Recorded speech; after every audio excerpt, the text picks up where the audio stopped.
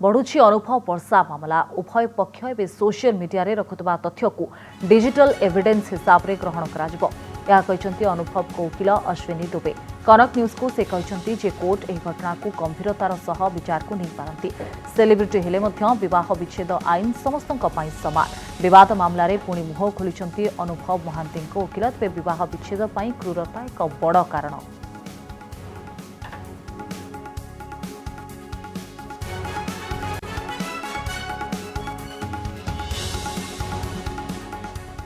Sir, law क्या कहती है? एक औरत अपने पति से डिवोर्स नहीं करना चाहता है, लेकिन पति करना चाहता है कि डिवोर्स। तो मतलब लॉ क्या कहता है, किस ग्राउंड पे एक पति अपने पत्नी से डिवोर्स ले सकता है? देखिए, जो हिंदू मैरिज एक्ट है, हिंदू मैरिज एक्ट के सेक्शन 13 में साफ तौर पर जो कंडीशंस हैं कि किन कंडीशंस में एक हस्बैंड अपनी वाइफ से या एक वाइफ अपने हस्बैंड से डिवोर्स ले सकती है, उसमें एक कंडीशन है क्रुएल्टी।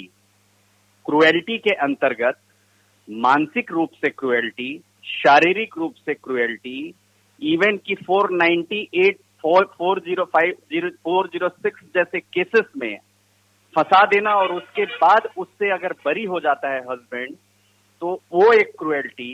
शारीरिक संबंध नहीं बनाना, वो भी क्रुएल्टी की श्रेणी में आता है। शादी अगर कंज्यूमेट नहीं होती है कि दोनों की हस्बैंड और वाइफ शादी हो गई, उसके बाद वो मैरिज कंज्यूमेट नहीं होती है, वो एक ग्राउंड होता है। या कोई अनसाउंड माइंड का होता है, पागल होता है, वो एक ग्राउंड होता है। कोई ऐसी मेडिकल क्रिटिकल इलनेस होती है जिसका उपचार नहीं किया जा सकता, वो एक ग्राउंड होता है। शादी से पहले के कुछ ऐसे तथ्य, पहला जो विवाह हुआ हो वो अगर छुपाया जाता है, वो भी एक ग्राउंड होता है। शादी के बाद भी अगर पति या पत्नी में से कोई एक शारीरिक संपत्तियों का पालन नहीं करता है, जिसमें शारीरिक सुख भी एक बड़ी बात है, जिसमें सेक्सुअल रिलेशनशिप बनाना वो भी एक इशू है। एडल्ट्री एक इशू है। इसके अलावा डिजर्शन एक इशू है कि कोई अपनी पत्नी को, पति पत्नी को या पत्नी पति को छोड़ करके चला गया हो उसकी सोसाइटी से और एक समय तक वो वापस लौट करके नहीं आता है, वो एक है। माइनर मैरिजेस जो हैं, जो कम उम्र में शादियां हो जाती हैं बालिग होने से पहले, मेजर होने से पहले, वो भी एक ग्राउंड है।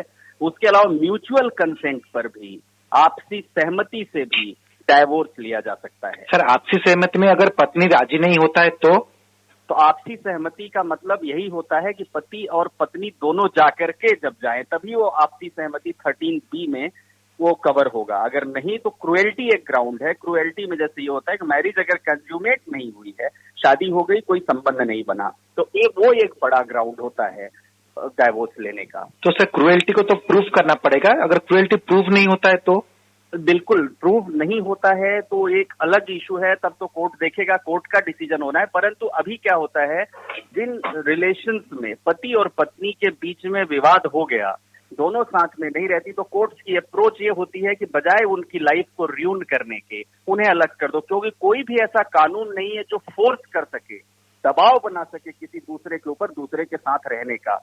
कहने का मतलब कि अगर मान लीजिए कि कोर्ट ने सेक्शन 9 में कह दिया कि रेस्टिट्यूशन ऑफ कंजुगल राइट्स करना है और 1 साल तक हस्बैंड को कहता है और हस्बैंड नहीं जाकर साथ में रहता है, और वाइफ को कहता है वाइफ जाकर साथ में नहीं रहती, तो भी एक डाइवोर्स का ग्राउंड बनता है। यानी कोर्ट भी कंपेल नहीं कर सकती है हस्बैंड वाइफ को, दोनों को साथ में रहने के लिए। तो सर, ये एक सवाल उठ सकता है कि मैरिज के 7 साल या फिर 6 साल के बाद क्रुएल्टी का बात क्यों आता है? नहीं, क्रुएल्टी का बात कभी भी 1 साल के अंदर भी आ सकता है। 6 साल, 7 साल, 8 साल नहीं। क्रुएल्टी की बात एक वो कुछ नियत समय के अंतर्गत कभी भी आ सकता है, उसका कोई टाइम डिफाइंड नहीं है।